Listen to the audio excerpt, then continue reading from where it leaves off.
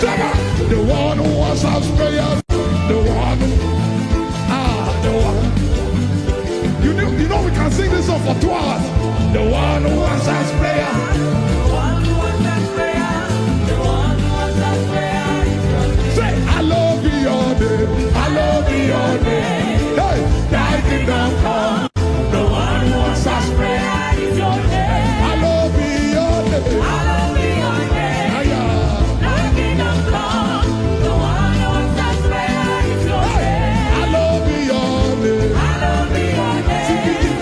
Thy kingdom come. The one who answers prayer is your name. Hallowed be your name. Hallowed be your name. Thy kingdom come. The one who answers prayer is your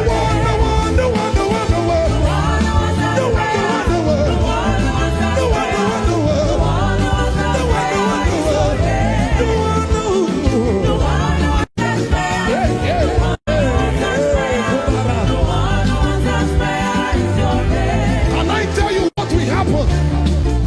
I am told me today. He said, as you worship, there will be mighty wonders.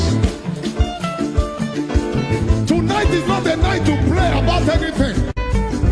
There are wonders happening as I speak now.